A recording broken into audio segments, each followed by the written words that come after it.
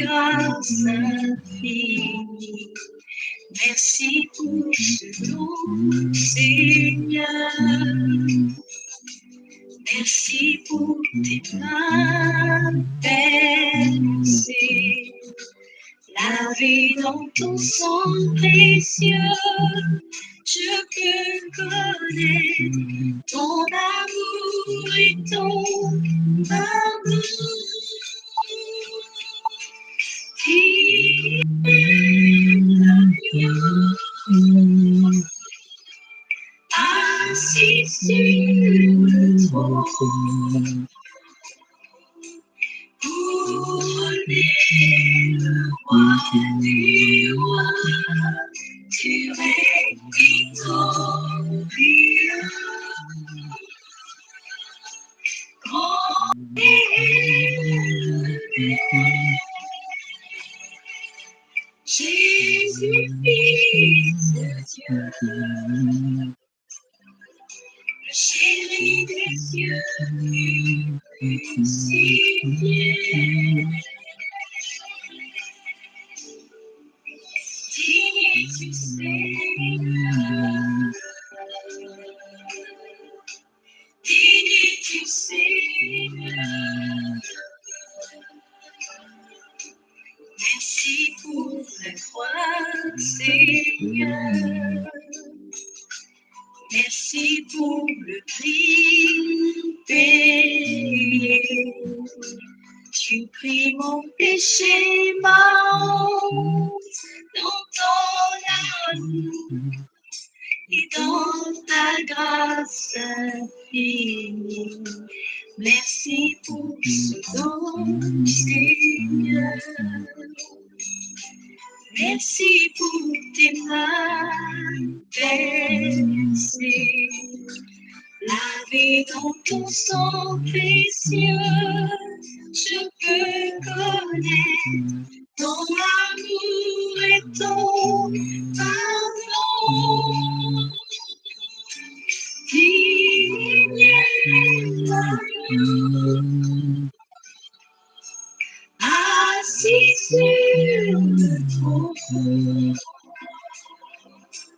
couronné le roi du roi, tu règnes victorieux.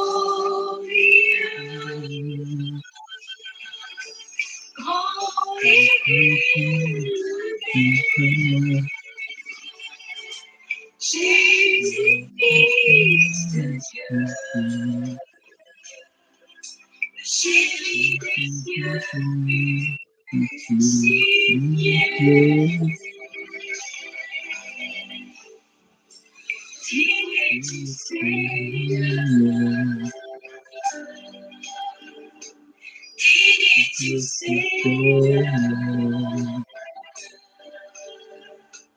digne es-tu, Seigneur, digne es-tu, Seigneur.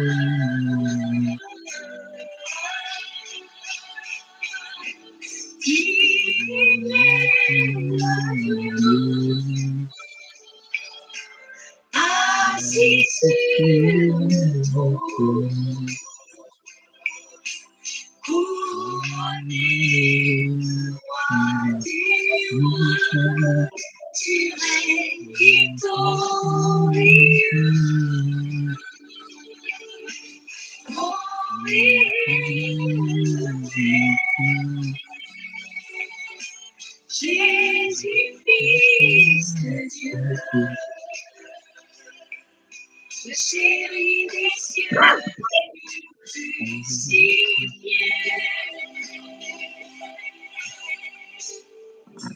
Digne es-tu, Seigneur, digne es-tu, Seigneur, digne es-tu, Seigneur, digne es-tu, Seigneur,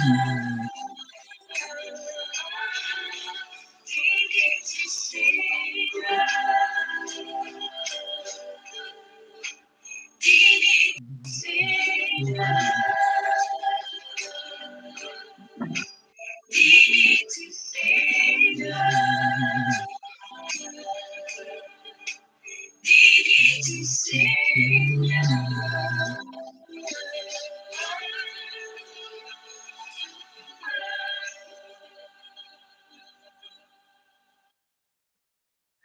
Alléluia, alléluia. Misaotra ny tompo lehibe tsika amin'ny hira fiderana sady. Misaotra anazy tsika midera satria mendrika ny tompontsika, ny tompo mendrika kalazaina, mendrika oderaina. Riava malalao amin'ny tompo. Raha ohatra ka ianao ny hira teo na dia tsy hainao ary dia tena hoe tokony isika hisaotra an' Jesosy. Tokony isika hisaotra an'Andriamanitra satria izy nanome any tompo teo ambony hazo fijaliana, hentsika teo, ny tanany dia nofantsiana noho isika ry havana. Mendrika ilay tompo Andriamanitra antsika. Izy ilay ambony seza fiandrianana any an-danitra. Izy ilay misy couronne eo ambony lohan' Jesosy. Izy no mpanjaka ny mpanjaka, tompo ny tompo. Asa natsapanao raha ohatra ka hainao ny hira na hainao tonony raha azonao fa tena manambara tokony hoe omena voninahitra Jesosy. Omena voninahitra satria izy no nandresy ary mpandresy, ary tokony koa tsika ho mpandresy ao am' Jesosy. Amen. Amen. Ry havana, hivavaka aloha isika hideran'Andriamanitra amin'izao andronio izao.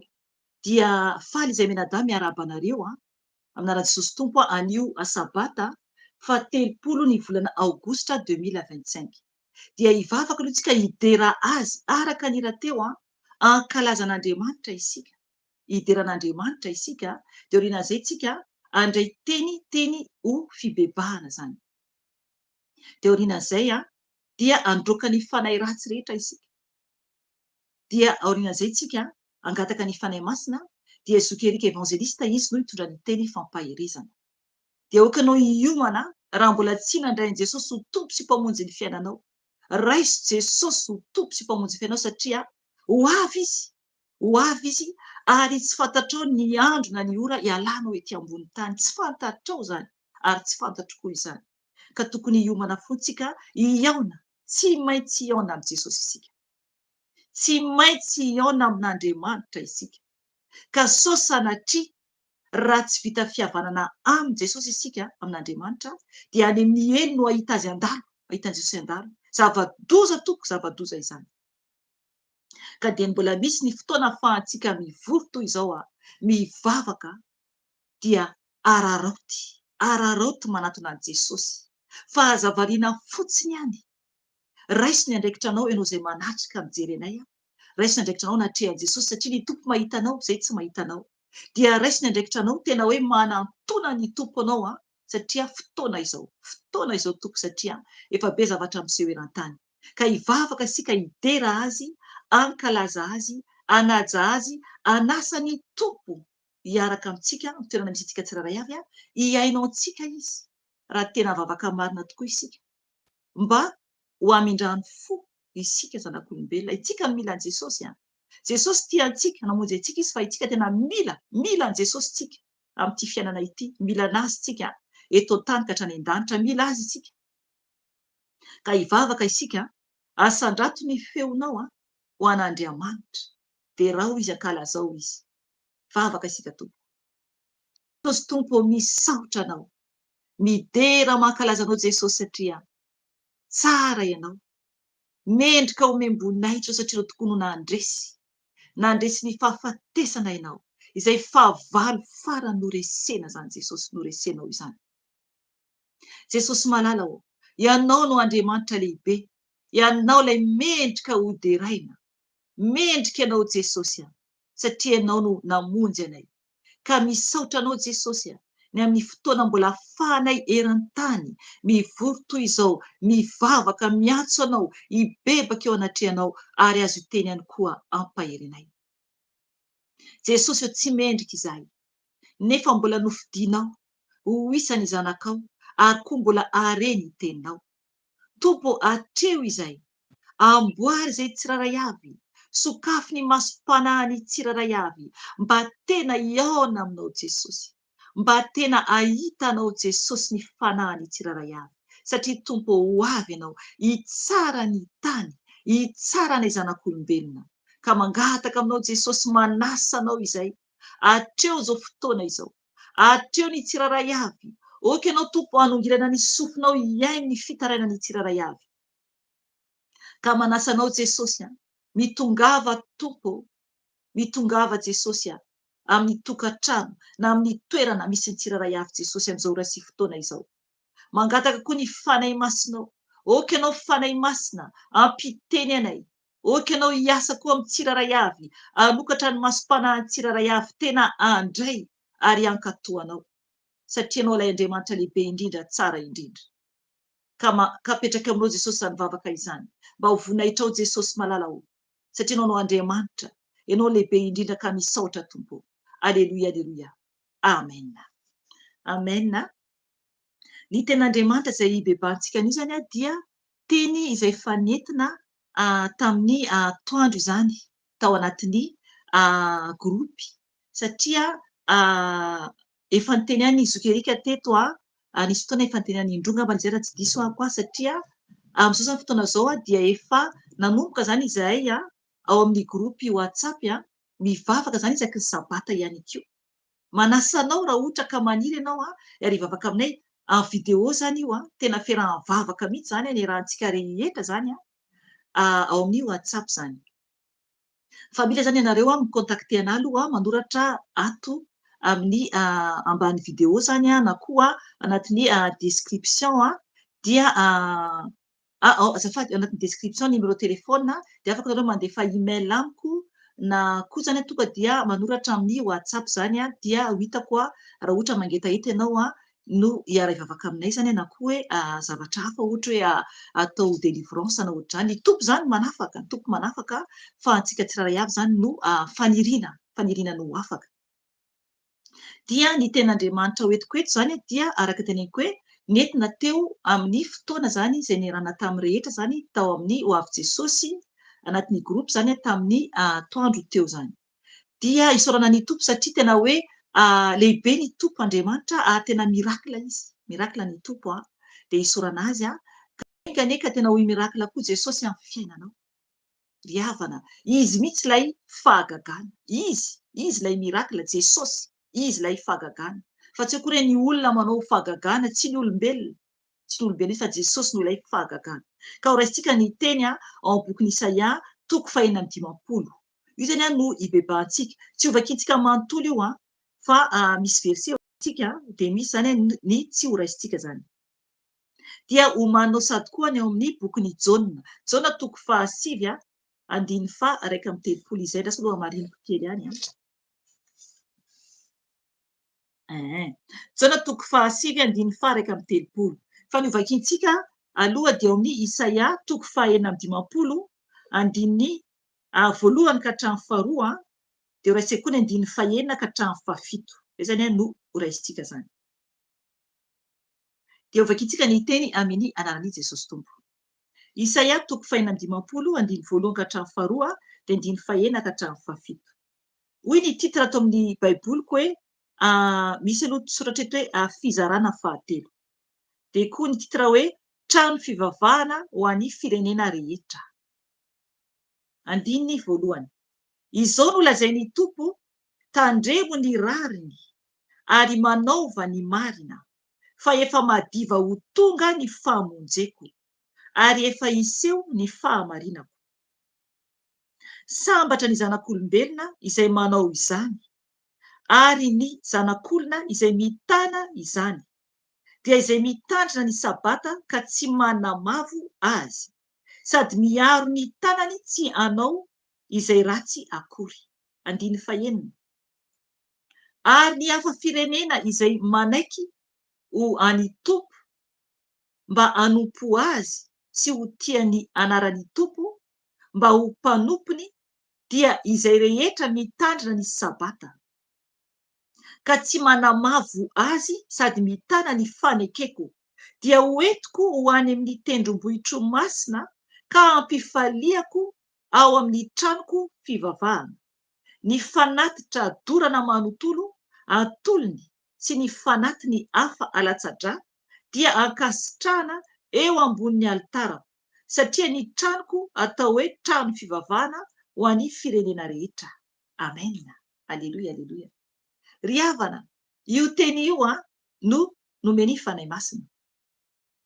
Manambara ny amin'ny mila isika manaja ny andron'Andriamanitra. Dia ny andro sabata izany. Ny andro sabata izany.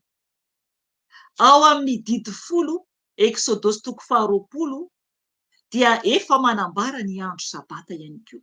Ny andro izay nitsaran'Andriamanitra, dia io andro io no nataon'Andriamanitra tokony hitsarantsika ihany koa. Ary notahiny io andro io. Ndaovaka itsika zay zay tsapako eto Exodosy 20. Exodosy 20 io le amin'ny didy 10 izany Exodosy 20 dia ovakintsika ny andiny 7 sy andiny 10. Ovakintsika andiny 7, andiny 10, andiny 110. Ovakintsika hatreo amin'ny andiny 110 zany. Exodosy 20 andiny 7 ka hatramin'ny andiny 110. Vakiko amin'ny anaty saosy tompony teny. Mahatsiarova ny andro sabata namasina azy. Enemana no iasanao sy anaovanao ny raharanao rehetra. Fa sabata ny Tompo Andriamanitrao ny andro 7. Koa aza manao raharaha akory ianao amin'izany, na ny zanakao lahy, na ny zanakao vavy, na ny mpanompo lahinao, na ny mpanompo vavinao, na ny biby fiompinao, na ny vaninao izay tafiditra eo am-bavadinao. Fa enemana no nanaovan'ny Tompo ny lanitra sy ny tany sy ny ranomasina mba amin'izay rehetra ao aminy. Dia nitsahatra izy tamin'ny andro 7. Izany no nitahian'ny Tompo ny andro sabata sy nanamasinany azy. Amen. Mazava tsara ny tenin'Andriamanitra. Tena hoe raha ny aina ianao raha ohatra tsisy baiboly eo tananao dia mazava be. Io andro io zany dia tena hoe andro an'Andriamanitra io. Ary raha mankatoa azy isika dia jerevo ny tenin'ny Tompo. Izy nameno io teny io, didy 10 io, andro zanak'Israely tonga amintsika ankehitriny. Jerevo ny teniny fa raha manaja an'io zany isika dia ahoana hozy izy?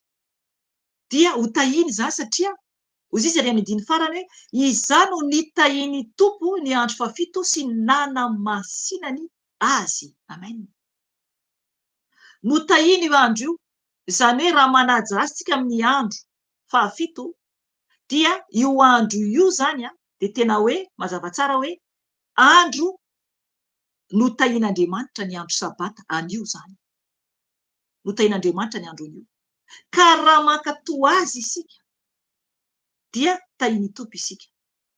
Eto ako dia mahatsapa satria misy olona miasa aman'olona.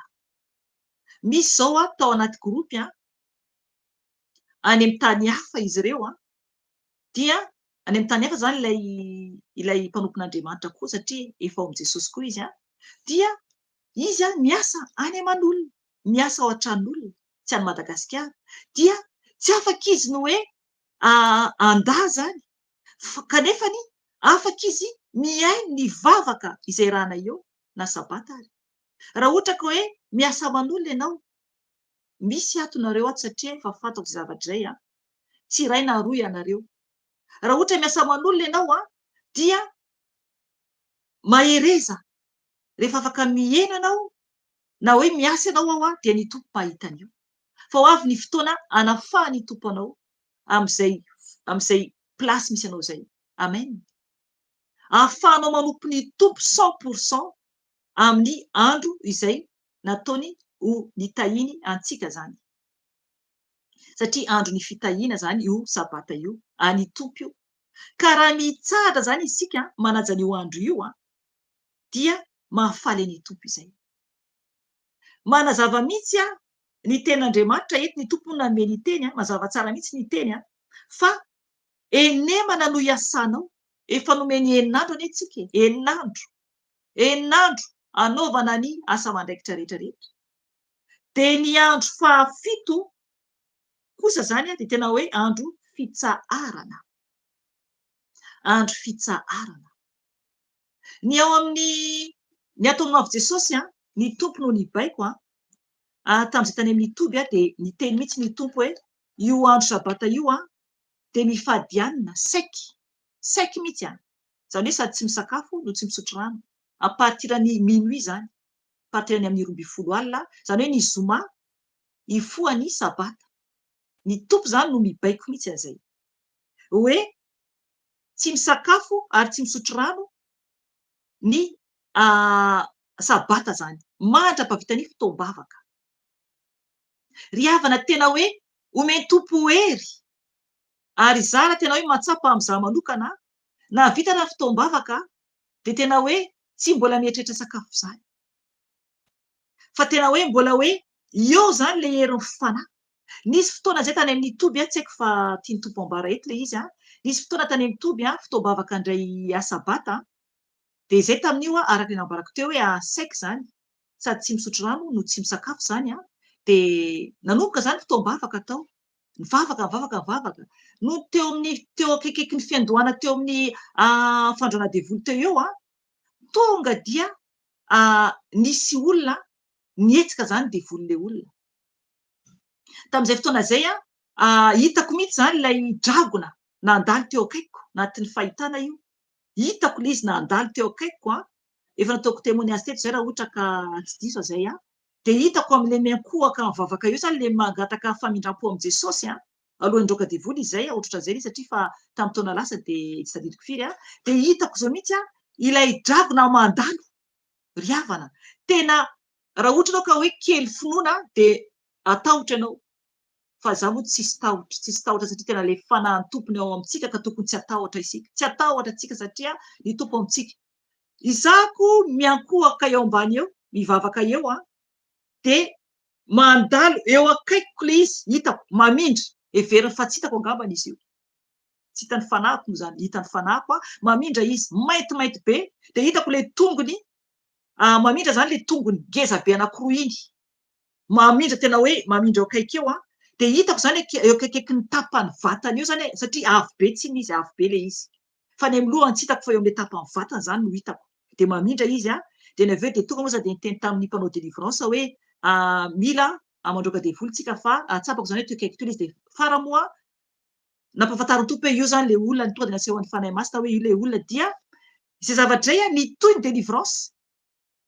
Nitoy ny délivrance dia nitoy ny fotoam-bavaka tamin'ny 3 sasany na tamin'ny 4 latsaka teo eo tena hoe najanona zany ilay satria tsy maintsy tohizana zany ny délivrance après ny ampitsiny satria izay efa nanomboka ny maraina dia le olona tao nisy nietsika devoly tao dia tonga dia nandray zany any amin'ny fanaovana délivrance satria mbola vitsy zany tao amin'ny toby dia tsy afaka mizara satria tokony ho izy afaka manohy fotoam-bavaka dia entina any amin'ny efitra hafa zany ilay olona roana devoly fa izay moa mbola vitsy tao dia tsy maintsy zany natao tambabe zany ilay asa zany. Ry havana tsy natsiaro noana tsy natsiaro mangetahita nefa ny omaly no tsy nisotro rano ary tsy ny sakafo dia ny efa ampitso efa tamin'ny 3 après midi tany ho any amin'ny 3 sasany any ho any mbola tsy vita foana ilay délivrance ary tsy nisotro rano ary koa tsy ny sakafo izay ilay hoe ery ao amin'i Jesosy, ery ao amin'i Jesosy. Dia ilay izy zany ny nambarany tompo taminay dia rehefa vita mihitsy fotoam-bavaka, vita ny fotoam-bavaka izay vao mahandro sakafo, izay vao mahandro sakafo mikarakara ny amin'ny sakafo izay ny atao amin'ny ho avy Jesosy isaky ny sabata dia ohatr'izay. Ry havana tiantsika ny tompo matoa tafambarako eto izany raha ohatra ka mangetahita ianao raha koa ianao afaka koa ianao manao izay any misy ianao. Ny tompo zany mampahafantatra antsika ary miseho ny fahalebiazany, miseho ny fahalebiazany. Anio zao zavatra niseho tamin'ny fiaraha-mivavaka teo noho ny efa eo am-pivavahana izahay dia rehefa mikipy ahako dia zavatra miseho hitako ny rahan'i Jesosy. Aleloia. tsara ny tompo tena hoe tsara ny tompo Andriamanitra mahery hitako Jesosy rehefa mikipy aho tsy indre-pandeha ihany fa na dia efa nandray ara izokerika any amin'ny tenin'Andriamanitra dia hitako ny rahan Jesosy mikipy ny masoko dia hitako ny rahan Jesosy tena hoe fahasambarana izany fampahafantarana fa manatrika izy ry havana izay ilay ao amin'ny tompo mirakla ny tompo Andriamanitra antsika ka tokony tsika tena hoe hitandrina ny andro sabata ivery tsika atao amin'ny Isaia eto za manambara ny ten'Andriamanitra atao amin'ny Isaia 1:5 andiny voalohany hoe vakiko amin'ny anaran'ny tompo ny teny hoe izao no lazainy tompo tandremo ny rariny ary manaova ny marina fa efa madiva ho tonga ny famonjeko ary efa iseho ny fahamarinako amen ry havana mila tsika manao ny marina mila tsika mitandrina ny tompo itsy no mampitandrina antsika mila mitandrina isika hoy izy hoe tandremo ny rariny mila manao ny marina tsika mila mandeha araka ny rariny isika tsy hoe kory hoe tonga ny andro sabata dia miteny Mama-Felisia hoe tandremana zany ny andro sabata nefa ny manao zavatra tsy rariny tsy atompoko tsy ekeny tompo izany mila tsika tena hoe mandeha amin'ny rariny ary koa amin'ny fahamarinana zany hoe marina atrehan'ny tompo zany satria miteny ny tompo hoe efa madiva ho tonga ny famonjeko ho avy Jesosy ry havana ary teneny koa hoe ary efa iseho ny fahamarinako zay Andriamanitra marina tadiavintsika hibebaka tsika rehefa avy eo zany hoe ny fahamarinan'Andriamanitra dia hitsara izy mba ho hitany hoe iza no marina iza ny tsy marina zay le izy anie ny fahamarinan'ny tompo dia izay no tiany ho amintsika tiantsika ho marina sy mahitsy eo anatrehany ka na dia hoe miteny amintsika hoe Jesosy mitana ny andro sabata zahako mitandrina an'io aho nefa tsika tsy marina dia aoko fantatsika fa tsy ho tafiditra ny lanitra isika ny tompo tsy azontsika mihitsy vazivaziana ny tompo fa tsy maintsy tsika manaraka ny fahamarinan'ny tompo ary mitandrina io andro sabatan'ny tompo io dia ho koa ny ten'Andriamanitra andiny faharoa hoe sambatra zanak'olombelona izay manao izany hitanareo zany hatreo aloha izay manao izany dia sambatra izany zanak'olombelona hoy Jesosy tsy niteny izy hoe ianareo Israeliana ihany na koa hoe ny Juifa ihany ohatra na koa hoe ny Palestina ihany ohatra na koa hoe ny Amerikain ihany ohatra na koa hoe ny Fransay ihany ohatra na koa hoe ny Malagasy ihany ohatra fa ny zanak'olombelona satria misy mantsy ny olona mpivavaka miteny hoe nena ihany no mety nena ihany no marina tsy atompoko aza manamaritena fa ho avy Jesosy no anatonany olona rehetra rehetra Jesosy no hiafarany tsiraray avy ka mila tsika mitandrina mafy dia eto zany ny tompo miteny mihitsy hoe sambatra zanak'olombelona izay manao izany hitanareo zany ary ny zanak'olona izay mitana izany ry havana mila tsika mankatoa an'Andriamanitra dia ho ihany koa teny hoe dia izay mitandrina ny sabata ka tsy manamavo azy sady miaro ny tanany tsy hanao izay ratsy akory amen hitanareo zany tsy misy tsony ny kolikoly tsony faharatsiana rehetra rehefa amin'i Jesosy isika hialana avokoa izany hialana avokoa izany rehetra izany tandremo ny andro sabata dia ajao ny tompo fa mijery anie izy mijery avy any an-danitra Jesosy mijery avy any an-danitra Jesosy andiny fahaenina tonga dia andiny fahaenina atsika zao ary ny hafa firenena izay manaiky ho an'ny tompo mba hanompo azy sy ho tia ny anaran'ny tompo mba ho mpanompony dia izay rehetra mitandrina ny sabata ka tsy manamavo azy sady mitana ny fanekeko amen hatreo aloha hitanareo zany eto izy miteny dia hoe ary ny hafa firenena izay manaiky ho an'ny tompo ry havana isika hafa firenena isika fantatsika tsara fa Jesosy tamin'ny ao amin'ny Israely izy no nivoahan Jesosy fantatsika tsara izany dia eto nefa tsika hafa firenena isika dia ny tompo miteny hoe ary ny hafa firenena izay manaiky ho an'ny tompo mba hanompo azy ry havana isika zany raha manaiky tsika nompo an'ny tompo na dia hafa firenena dia ny tompo zany andraintsika koa Jesosy hitanareo zany andraintsika koa Jesosy dia hoy koa ny teny eto hoe sy ahotiny anarany tompo mba ho mpanompony. Amen. Ry havana, miantso Jesosy mba ho mpanompony, mba ho mpiasany, mba hanao zay tiany, anaraka azy. Zay no tiany tompo amintsika, ka tsy manamavo azy azafady, dia izay rehetra mitandra ny sabata ka tsy manamavo azy sady mitana ny fanekeko. Tanareo sa mila mitandrina ny andro sabata ary tsy manamavo azy. Naveriny le hoe ka tsy manamavo azy zay rehefa le mindiny faharoa, ka tsy manamavo azy. Ry havana, tena mahasaro-piaron'Andriamanitra zany io andro sabata io. Eto fanamasina dia mbola manambara bebe kokoa momba zay zany. Tena mahasaro-piaro any tompo io, satria raha ohatra ka tsy mankatoa azy sika dia tena hoe manivaiva an'Andriamanitra zany. Mahasaro-piaro azy io satria ambarana hoe manamavo azy zany izay tsy mitandrina ny sabata. Tanareo zany andiny faharoa eo ambany eo hoe dia izay mitandrina ny sabata ka tsy manamavo azy. Tanareo zany tsy manamavo zany io andro sabata io, zany hoe tsy maniratsira zany io andro sabata io. Zay mantsy fandraisako le hoe manamavo azy, tsy maniratsira ny andro sabata fa mitandrina io andro sabata ny tompo io. Mila mitandrina mafy dia mafy isika satria ny tompo dia mijerentsika izy, ary fantatry ny tompo izay tokony, fantatry ny tompo izay mankatoa azy sy tsy mankatoa azy, fantany zany. Dia andiny fahafitsika izao, dia hoentiko ho any amin'ny tendrombohitry masina ka hampifaliako ao amin'ny tranoko fivavahana. Hatreo aloha ry havana, ny tompo hitondra antsika mihitsy ho any an-danitra, ho any an-danitra. Mazava tsara ny ten'Andriamanitra, ho ampifaliany tompo sika rehefa tena mankatoa azy, rehefa mitandra ny andro sabata ary koa manamasina ny andro io. Izany hoe manaja ny tenantsika tsika anaty fahamasina sy ny fahamarinana. Dia hoy ny tompo ampifaliako ao amin'ny tranoko fivavahana, ny fanatitra dorana manontolo antolony sy ny fanatiny hafa alatsa-drà dia ankasitrahana eo ambony alitara, satria ny tranoko atao hoe trano fivavahana ho an'ny firenena rehetra. Amen. Ry havana, ny tranon'ny tompo dia trano fivavahana ho an'ny firenena rehetra.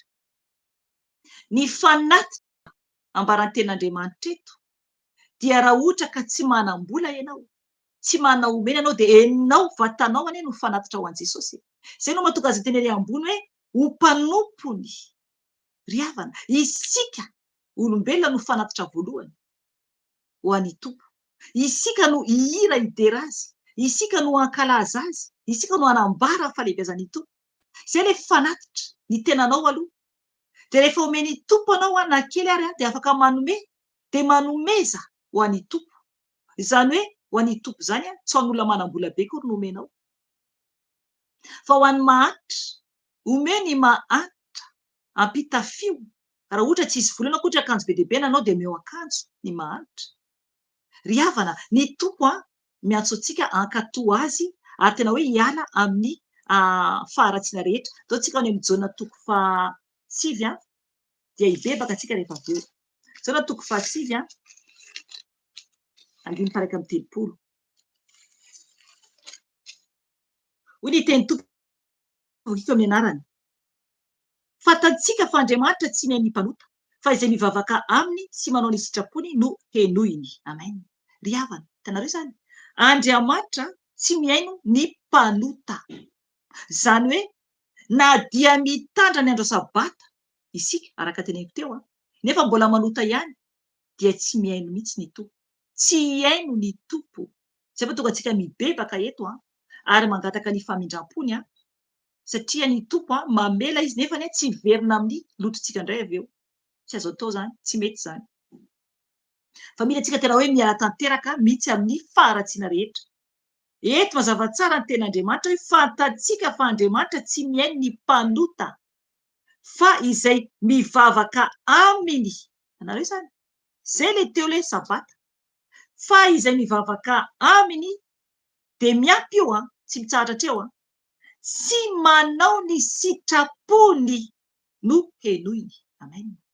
Ry havana, tsika manao ny sitrapon'Andriamanitra, ilatsika mankatòa an'Andriamanitra na dia hoe mitandra ny andro sabata ary zay ny ilay ny tompo nefany tsy hoe kory hoe vita zany ny sabata dia anaonao foana indray mandritsy ny herinandro tsy atompo isan'andro tsy maintsy mitana amin'ny fahamasinanao ianao tsy maintsy mitady ny tompo ianao tsy maintsy mitady any tompo ianao ary manaja any tompo isan'andro sanandro tsy hiverina ntsony amin'ny kolikoly zay mpanao kolikoly tsy hiverina ntsony amin'ny fijangajangana zay mpanao fijangajangana na koa fa vetavetana ialana avokoa zany ialana ny ratsy rehetra miala amin'ny ratsy rehetra dia manaja ny tompo iavana hitsangatsika hibebaka andoalikitsika eo anatrehan'ny tompo hibebaka isika eto amin'i Jesosy ny mombanao eto aminazy ny mombanao raha ohatra ka tena tsy mitandra ny andro sabata ianao fa nanaonao foana hatramin'izay ka anio ianao mahatsapa hoe andro ny tompo ary mahasaro-piaro anazy io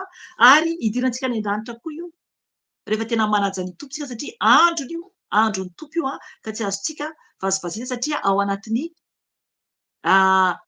didy folo io di commandement anatin'ny didy folo io ka tokony tsika tena hitandrina mafy ndao tsika andohalika tompo hibebaka anatrehan'i Jesosy hangataka ny fanindram-pony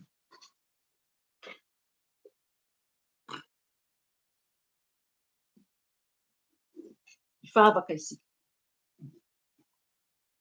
Jesosy tompo indreto izay Jesosy malala mangataka ny fanindram-ponao satria Jesosy mpanota izay ratsy izay tompo malala hoe eny Jesosy mazava ny teninao Jesosy hipiry zay Jesosy no tsy nitandra ny andro sabata zay andronao andro masina zany Jesosy andro tianao Jesosy hitsaranay koa anompona ianao anajana ianao satria Jesosy io andro sabata io Jesosy no tianao ivorianay no tianao ankalazanay anao Jesosy tompo ianao Jesosy no Andriamanitra ianao no mendriko membonahitra ka mifona Jesosy ako anao hiaino ireo zanakao tsirairay avy zay mibebaka Jesosy anio zay tsy nahatsapa Jesosy ny amin'ny fahalehibiazan'ny andro sabata Jesosy dia ny andro asabotsy izany Jesosy mangataka ny famindram-ponao amboary ny tsirairay avy ankatoanao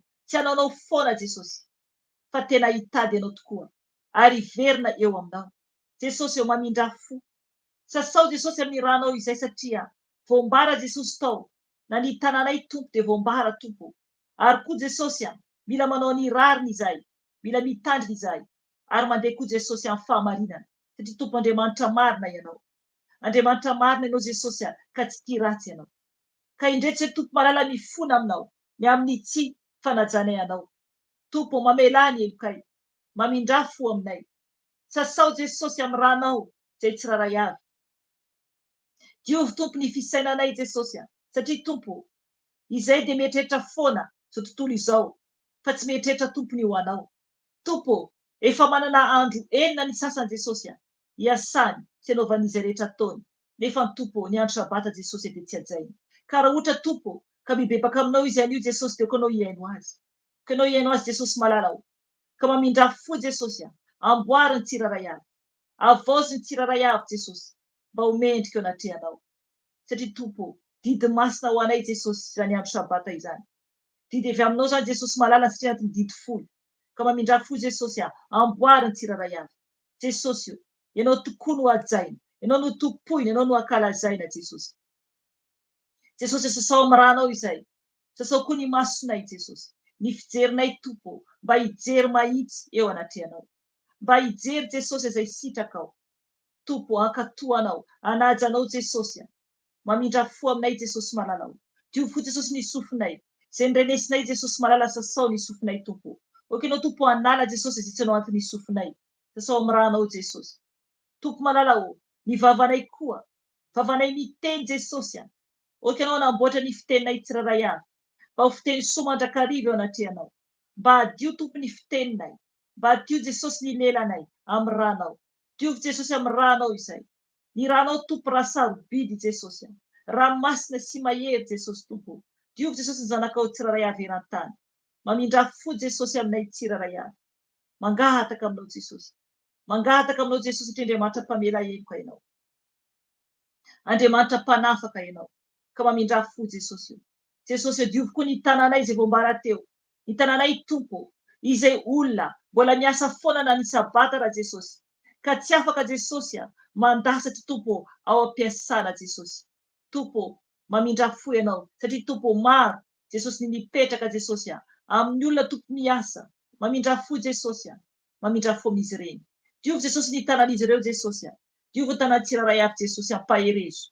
Tompo, eo koa Jesosy ny tanany tsirairay avy izay nandoto Jesosy ny amin'ny tsy fanajananao. Eo ka Tompo ianao Tompo mamindra fo anasa ny tanany tsirairay avy. Eo koa Tompo ny tongotray Jesosy sasao Jesosy ny tongotray amin'ny ranao. Izay toerana nalehanay Jesosy tsy mendrika teo anatrehanao. Tompo maro nandehandeha foana amin'ny andro sabata Jesosy io nefa tokony hanompo anao. Mamindra fo Jesosy amin'izay mibebaka aminao. Tompo malala ho amboariny tsirairay avy Jesosy mba ho mendrika anatrehanao. Sasao Jesosy amin'ny ranao soa ny tongotray. Tompo ny fonay koa Jesosy. Diovy ny fonay Jesosy ankatoanao Jesosy. Diovy ny fonay Jesosy satria Tompo Andriamanitra saro-piaro ianao. Ary ianao Jesosy dia mitoetra ao anatin'ny trano Jesosy, trano madio, trano anatin'ny fahamarinana Jesosy, dia ny tempolinao Jesosy dia ny fonay izany. Ny fonay izany Jesosy malala ho. Ka tempolinao zay Jesosy malala ka diovy Jesosy ny fonay. Amboary Jesosy ny fony tsirairay avy Jesosy io. Mangataka aminao Jesosy malala ho. Sotronay Jesosy ny ranao. Sotron'ny rano Jesosy anadio anao. Anadio ny taovanao manontolo. Tompo sotroky Jesosy ny ranao. Tompo ka ny ranao Tompo andoro Jesosy ny aretina rehetra Jesosy mitantady fona anatin'ny tenako. Sotroky ny ranao Jesosy anadio Jesosy ny taovako rehetra. Oka Tompo ny ranao Jesosy ho amin'ny lalan-drà. Tompo sotroky Jesosy ny ranao sarobidy Jesosy. Rakofy amin'ny ranao Jesosy. Rakofy amin'ny ranao Jesosy mamindra fo aminay. Mamindra fo aminay. Jesosy eo vavaka kosa Jesosy malala ho an'ny ankonanay tsirairay avy. Mamindra fo amin'ny ankonanay tsirairay avy. Mibebaka Jesosy ho an'ny ankonanay tsirairay avy izay manana ankonana Jesosy. Tompo mamindra fo Jesosy amin'ny tany. Mamindra fo Jesosy amin'ny zanakao tsirairay avy eran-tany Jesosy. Amboariny tsirairay avy Jesosy. Avaozy Tompo mba ho mendrika ho anao. Mba ho mendrika ho anao. Jesosy malala ho. Tsy meny mpanota ianao Jesosy ka mamindra fo aminay Tompo. Mpanota izay Jesosy ka mangataka famelana avy aminao. Mangataka famelana avy aminao Jesosy mamela Tompo anay. Mamela anay Jesosy. Avaozy Jesosy. Eno Tompo ny fibebahanay.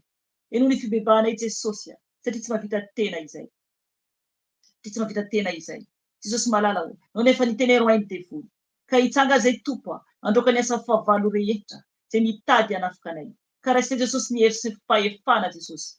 Ka roany Tompo ny asan'ny Satana rehetra. Ka narano Tompo Vanazareta andidiko sy androako. Ny asa maty Satana rehetra tsy manan-kely tsy manam-pahefana mihitsy fa adorona amin'ny ranao izany Jesosy miala nareo. Davaky ny elo nareo Satana potena amin'ny rano Jesosy. Efa resy nareo. Miala amin'ny ankonako. Miala amin'ny san'Andriamanitra. Doroko amin'ny rano Jesosy. Miala ianao Beelzeboba. Dorona amin'ny rano Jesosy. Davaky ny elo plasinao. Potena amin'ny rano Jesosy. Ravana amin'ny rano Jesosy. Miala ny devony tsy fankatoavana rehetra n'Andriamanitra. Dorona amin'ny rano Jesosy. Potena amin'ny rano Jesosy. Davaky ny elo plasinareo. Tsy manan-kely tsy manam-pahefana anay. Miala ny devony mpanafika rehetra zany. Na amin'ny écran zany. Na amin'ny fiainanay zany. Dia dorona amin'ny rano Jesosy. Ravana amin'ny rano Jesosy. Potena amin'ny rano Jesosy. Potena amin'ny rano Jesosy. Davaky ny elo plasinareo Satana. Efa resy nareo. Miala devony dragona. Dorona amin'ny rano Jesosy. Ravana amin'ny rano Jesosy. Miala aminay. Miala amin'ny tokantranonay. Miala amin'ny tenanay. Potena amin'ny rano Jesosy. Miala amin'ny asan'Andriamanitra. Kodorona amin'ny rano Jesosy. Miala devony Lucifera. Davaky ny elo place Lucifera. Potena amin'ny rano Jesosy. Miala tokantranoko. Miala ambony katrany ambany. Potena amin'ny rano Jesosy. Ravana amin'ny rano Jesosy. Potena amin'ny rano Jesosy. Miala devony tsy fankatoavana n'Andriamanitra.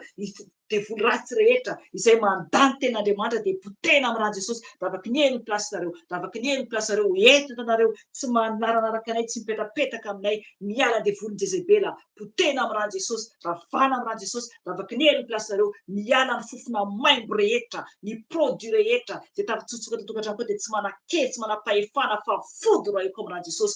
Fody raiko amin'ny rano Jesosy. Eraky ny efitra ambony katrany ambany. Fody raiko amin'ny rano Jesosy. Rano Jesosy mandravarava. Tsy manan-kely tsy manam-pahefana fofona maimbo rehetra izay mitsotsika dia dorona amin'ny rano Jesosy. Rano Jesosy. Rano Jesosy. Rano Jesosy. Miala devony zava-vavindrano. Potena amin'ny rano Jesosy. Potena amin'ny rano Jesosy. Miala amin'ny ankonako. Miala amin'ny tenako. Potehako amin'ny rano Jesosy. Ravako amin'ny rano Jesosy. Doroko amin'ny rano Jesosy. Doroko amin'ny rano Jesosy. ny plasanareo tsy manan-kely aminay ny marika rehetra amin'ny kapa na amin'ny entanay na fitafiana zay nakasika rehetra zany dia torona amin'ny raha Jesosy, potena amin'ny raha Jesosy. Raha nisy fahavarona nakasika ny mombamombanay dia tsy ambinina fa ravako amin'ny raha Jesosy. Raha Jesosy amin'ny fitafianay, amin'ny trano, amin'ny lalana rehetrarehetra zay misy amin'ny fiainanay, potena amin'ny raha Jesosy. Ravana amin'ny raha Jesosy, tsy manan-kely, tsy manam-pahefana, potena raha Jesosy. Mialinareo, miala devoly ny accident, potena amin'ny raha Jesosy. Ravana amin'ny raha Jesosy, ravaky ny elo ny plasinareo, tsy manan-kely, tsy manam-pahefana, tsy manafikafoka ny ankonanay fa potena amin'ny raha Jesosy. Mialinareo, raha Jesosy mandravarava, raha Jesosy mandravarava, mialinareo, tsy ambinina devoly alfafatesana, miala devoly alfafatesana, potena amin'ny raha Jesosy. Ravana amin'ny raha Jesosy, ravana amin'ny raha Jesosy. Miala ianao devoly alfafatesana, potena amin'ny raha Jesosy. Miala amin'ny ankonako, miala amin'ny tenako, miala isan'Andriamanitra, torona amin'ny raha Jesosy, potena amin'ny raha Jesosy. Efaresanareo, miala devoly fiemorana, potena amin'ny raha Jesosy. Ravako amin'ny raha Jesosy, andavaka ny elo plasinareo, tsy manan-kely, tsy mampahefana, mialinareo. Miala koa ny plan rehetra ataon'ny Satana, plan rehetra ataon'ny Lucifera, zay ny ambadibadikany, zay mitady handravarava Andriamanitra dia tsy ambinina fa toroko amin'ny raha Jesosy, ravako amin'ny raha Jesosy, toroko amin'ny raha Jesosy, tsy manan-kely, tsy manam-pahefana amin'izay fa resinareo, torona amin'ny raha Jesosy. Mialinareo, ny vavaratsy rehetra koa izay ataon'ny olona tady hanafoka anay, na ny famonzonana izany, na tsy fitiavana izany, dia ravako amin'ny raha Jesosy, ravako amin'ny raha Jesosy. Tsy ambinina izany, tsy mahakasika ny tenako, tsy mahakasika ny ankonako, tsy mahakasika isan'Andriamanitra fa ravako amin'ny raha Jesosy, ravako amin'ny raha Jesosy. Lela rehetra zay mitsangana hanohitra anay dia ravana amin'ny raha Jesosy, ravana amin'ny raha Jesosy, ravana amin'ny raha Jesosy. Ravaky ny elo ny plasinareo, ny vavaratsy rehetra ampiasain'ny fahavalo tsisy ambinina izany, lozona rehetra dia ravako amin'ny raha Jesosy, toroko amin'ny raha Jesosy. No vao fitahiny izany, no vao fitahiny izany, tsy ambinina fa valo zay dia rafaka anay fa ravana amin'ny raha Jesosy. Ravaky ny elo ny plasinareo, ravaky ny elo ny plasinareo, tsy ambinina reo. Rahanao Jesosy mandrafitra ny ankonanay tsiraray avy, rahanao Jesosy mandrafitra ny mombanay tsiraray avy, ny tenanay, ny fitafianay, ny fanananay Jesosy, rahanao tompo mandrafitra Jesosy, rakofy amin'ny ranao Jesosy, miasanao Jesosy, zanakao tsiraray avy Jesosy, rakofy amin'ny ranao Jesosy. Mila anao zay tompo malalao, ataovy ambanin'ny tana maherinao, ataovy ambanin'ny tana maherinao tompo malalao, ka andanao tompo andravitrinay tompo, ka misaotranao Jesosy, saotranao Jesosy. Aleluia, aleluia. Androalika tsika gataka ny fanahy masina, gataka ny fanahy masina isika, androalika isika. Angatao ny fanahy masina iray ameno anao satria rehefa mandroaka devoly ianao dia efa foana zay anatin'ny vatanao, zany hoe tsisy ninantsony, ka angatao ny fanahy iray ameno anao, ary izy ny ampianatranao sy tadirananao. Fanahy masina malalao, mangataka aminao izay, mangataka anao fanahy masina midira anatinay, midira ao anatinay fanahy masina. Milanao zay fanahy masina malala. Ianao no mpitari-dalana, ianao no mpampianatra, ianao no mpanavao, ianao rerian'ny fanahy masina. Ka mangataka aminao izay, oka ianao ameno anay tsiraray avy. Mangataka aminao ray, satria ianao ray malala, no afaka manome ny fanahinao anay. Ka mangataka aminao fanahy masina fenoy izay fanahy masina, ampianah, avaozy, tario. Eny ianao no mpisily vavanay koa, ianao no mpisolo vavanay koa fanahy masina. Ka mangataka aminao, oka ianao fanahy masina hiasa aminay tsiraray avy. Remplis-nous cet esprit de Dieu. Fenoy zay fanahy masina, fenoy zay fanahy masina, fenoy zay fanahy masina. Oka koa anao fanahy masina hiteny amin'ny lalan'ny mpanomponao. Oka ianao anendry ny vavany hiteny amin'ny lalan'ny mpanomponao. Fenoy anao ny ankonanay tsiraray avy, fenoy anao ny tenanay tsiraray avy, fenoinao zay fanahy masina. Oka ianao fanahy masina andoro zay tsy anao rehetra anatinay, ny aretina dia dorana amin'ny menakanao zany fanahy masina. Ianao lay afo mandoro, mandevina fahavalo rehetra, ianao lay fanahy mpanasitrana, fenoinao zay fanahy masina, ianao no mpanasitrana anay. Ka misaotranao fanahy masina, saotranao fanahy masina, saotranao fanahy masina. Aleluia, aleluia, aleluia. Amen. Amen.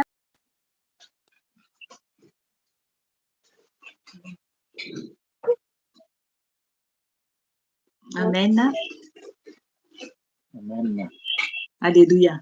Ya, saotran'ny tompontsika dia ameko ny zokerika anareo dia tonga dia mametraka veloma aminareo ahako dia amin'ny herinandro antsika miona eto ihany. Amen. Veloma tompoko. Amen. Amen. Dia saotran'ny tompontsika, saotra mama Felicia koa zany amin'ny fotoana efa vita teo dia za manokana moa zany dia mbola mamerina anareo ny fiarabana amin'ny anaran'i Jesosy Kristy dia ho ampitomboina amintsika tsirairay avy ny fahasoavana sy ny fiadanana avy amin'Andriamanitra iray sy Jesosy Kristy ary indrindra ny firaisana amin'ny fanahy masina izay efa natsoantsika teo zany ary inoantsika fa hameno antsika tsirairay avy ka dia ny Tompo no hiaraka amintsika. Hanomana ny fomam-panahintsika isika hizara ny teny fampaherezana. Efa nisy teny fampaherezana mety fampibebahana ihany koa efa nentin'ny mpanompony teo fa mbola izy zany indraindray koa mety hoe fampianarana satria tsara ny tenin'Andriamanitra mila fantatra mba tsy ho ho eo amin'ny tsy hahafantatra hafa zany tsika satria mila fahatarana. Tsika zany zao efa omena fahalalana amin'izao taona iainantsika izao dia efa mahay fahalalana, nianatra, namaky teny dia mandinika koa dia mila mahafantatra mizara ny tenin'Andriamanitra dia fantarintsika marina hoe inona marina moa zany zany hoe voasoratra araka ny tenin'Andriamanitra ohatran'ny nazavaina teo zany hoe tsy fantatsika hoe mila hajaina anie ny andro sabata raha tsy nivakiantsika ilay tenin'Andriamanitra. Ny tenin'Andriamanitra izay nanazava ny andro sabata no ahafantarantsika hoe ay ve izany marina ve zany ny tena dikan'ity andro sabata ity fa tsy hoe ny foronona na zavatra tiana hapetraka fotsiny fa ny tenin'Andriamanitra no arahantsika sy hamarintsika zany. Ny araka ny tenin'ny mpanompony teo dia efa nisy teny zany nozaraina tamin'ny mivantana amin'ny fiaraha-mivavaka ho amin'ny WhatsApp zany amin'ny WhatsApp misy fiaraha-mivavaka isaky ny sabata atoandro dia amin'ny vidéo zany dia mifankahita eo daholo dia misy fampianarana zaraina dia efa tamin'ny atoandro zany efa nozaraina ny tenin'Andriamanitra ao amin'ny Luka 1:20 zany no teny fampizarantsika fampakamiomana sady ianao alohan'ny hivavaka tsika fa mety ny Tompo zany mety hoe misy fiovana ve araka ny izay hitondrany fanahy masina azy. Alohan'izany dia alohan'ny hamakiana ny tenin'Andriamanitra dia hivavaka tsika hametrahantsika ny teny izay fampizarantsika hivavaka tsika tompoko. Eny ry Andriamanitra iray, Jesosy Kristy Tompo fanahy masina, misaotra anao izay satria ianao no mahatanteraka ny fotoana, ianao no efa niaraka taminay teto, efa nantsoinay tsy androany ihany fa hatramin'izay Jesosy ianao nifidy anay ka dia ianao nisaoranay. Misaotra mitanjaka hery fahasalamana menao anay ary indrindra izao fotoana izao tanteraka dia noho ianao irery ihany. Misaotra ny fanafahanao ny asan'ny Satana efa androahana teo, ny asan'ny devoly ary indrindra ilay fanenao masina izay efa nomenao anay, ilay ranao soa nanadiovanao anay dia isaoranay anao izany. Ankehitriny hifampizara ny teninao koa ny mpanomponao dia mangataka anao aoka tsisy ambaraka fa tsy ny sitraponao tokoa ary aoka tsisy hoen'ny olona koa raha tsy ny feonao irery ihany dia mitenena foana Jesosy araka ny fombanao fa voninnkehino izay amin'ny anaran'i Jesosy Kristy. Aleloia. Amen. Amen. Misaotra ny tompontsika zany dia arak'izay teny izay zany ny Luka 1:20 no vakiantsika tao amin'ny fiaraha-mivavaka atoandro moa zany dia nivakiana izy manontolo mba arak'ilay teny teo zany vao manomboka ny fiaraha-mivavaka isaky ny atoandro dia maro ny fampaherezana tao amin'ny mpanompon'Andriamanitra ao azoto hamaky ny teny. Novakiana manontolo izy fa amintsika izao zany dia ho vakiana manomboka amin'ny 5:20 ny Luka 1:20 dia ajanontsika hatramin'ny 20 farany zany amin'ny baiboly malagasy. Luka 1:20 raisina manomboka amin'ny 5:20 dia ajanontsika ny 20:30. Ato amin'ny baiboly koa ny lohateny dia hoe ny fiavian'ny zanak'olona amin'ny anaran'i Jesosy. Luka 1:20. Hisy famantarana eny amin'ny masoandro sy ny volana ary ny kintana ary etỳ ambonin'ny tany dia hitebiteby ny firenena amin'ny fahaverezan-kevitra noho ny firondroan'ny ranomasina sy ny fanonjany. Koa ho reraka ny fon'ny olona noho ny fahatahorany sy ny fiandrasany izay zavatra ho tonga ambonin'ny tany. Fa ireo herin'ny lanitra dia hozokozonina. Amin'izany dia ahita ny zanak'olona tonga eo amin'ny rahona amin'ny kery sy voninahitra lehibe izy. Ary raha vao miandoha izany zavatra izany dia miandrandra ka asandrato ny lohanareo, fa manakaiky ny fanavotana anareo. 2:20 ny lohateny eto amin'ny baiboliko hoe akaiky ny fanjakan'Andriamanitra amin'ny anaran'i Jesosy. Ary nilaza fanomarana tamin'izy ireo izy hoe jereo ny aviavy sy ny hazo rehetra, raha hitanareo fa vao mitsiry ny rantsany dia fantatrareo ihany fa efa akaiky ny lohataona. Dia tahaka izany koa ianareo, raha vao hitanareo fa tonga izany zavatra izany dia aoka ho fantatrareo fa akaiky ny fanjakan'Andriamanitra. Lazaiko aminareo marina tokoa fa tsy ho tapitra ity taranaka ity mandrapahatonga an'izany rehetra izany. Ny lanitra sy ny tany ho levona fa ny teniko dia tsy mba ho levona. 2:30 ny lohateny ao amin'ny baiboliko amin'ny anaran'i Jesosy, ny ilana ny fiambenana. Mitandrema fandrao ny fonareo ho veasara ny vokatry ny fisotrotoaka sy ny fahamamona ary ny fiain'izao fiainana izao, ka ho avy tampoka aminareo tahaka ny fandrika izany andro izany. Fa hiatra amin'izay rehetra mitoetra ety ambonin'ny tany rehetra izany. Fa miambena ka mivavaha mandrakariva mba hahery ianareo ka ho afa-mandositra izany zavatra ho avy rehetra izany ary hitsangana eo anatrehan'ny zanak'olona. 2:30 ireo andro faraparany ny ainan'i Jesosy. Amin'ny anaran'i Jesosy hoe noho ny atoandro dia nampianatra tao amin'ny tempoli izy, ary noho ny alina dia niala tao izy ka nitoetra teny amin'ny tendrombohitra atao hoe Oliva. Ary ny vahoaka rehetra dia tonga vao maraina teo aminy tao amin'ny tempoli mba hiaino azy. Amen. Amen. Misaotra ny tompontsika amin'ny baiboly teny frantsay tonga dia ataony manomboka any amin'ny 2:20 toko 2:20 io farany io, fa amin'ny teny gasy izy dia ataony eto amin'ny 1:20 zany hoe ny tenin'Andriamanitra toa manko a soratana amin'ny taratasy ngeza be zany io a, tsy misy hoe toko, tsy misy hoe andininy koa, fa soratan'le mpanompon'Andriamanitra tamin'izany a nanoratra teto zany Luka no manoratra tamin'ity a, manambara ny zavatra hitany tamin'i Jesosy, niaraka tamin'i Jesosy a, na ny fanahy masina no mamangy azy ireo de soratany le izy. Fa ny mpandinika teo aoriana no mizara anazy hoe ataoko eto a, eto tantara hafa ny zavatra manomboka eto a, dia mandinika hoe ataontsika eto ny 1:20 de eto indray a ny 2:20.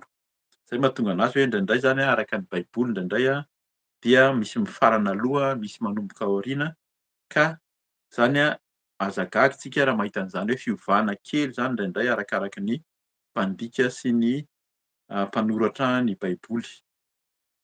De sady efa raisiko sady zany a ny eo amin'ny andininy hoe ireo andro faraparany ny ainan'i Jesosy. Mahagaga zany a hoe tena faranany mihitsy zany hoe nazavainy mihitsy hoe Jesosy anie ka tonga tetỳ an-tany. Nazavaina mihitsy zany tamin'ny ny atoandro fa ny fanisan'andro zay iainantsika de nanomboka tamin'ny naterahan'i Jesosy. De Jesosy a nanomboka nandray a ny asa zany a nandrahana azy mihitsy, efa nipoitra teny ihany izy tamin'ny mbola kely a, fa tena nandray ny asa mihitsy izy a de nanomboka tamin'izy 3 taona zany a, zay nanisana ny tamin'ny naterahany. Tamin'izy teraka tsy fantatra ny andro sy ny ora eksakta zany hoe mazava, fa zay mahatonga antsika hoe tsy misy mahita hoe tamin'ny 5:20 ny volana desambra no naterahan'i Jesosy de ankalazaina, ataon'ny olona fitadiavam-bola, lasa fanompoan-tsampy ary io indraindray a, satria fanararoatran'ny olona zany a anaovana fitadiavam-bola ety amin'izao tontolo izao, amin'ny fiteny frantsay hoe commerce, lasa commercial le izy a, ka mila mitandrina isika.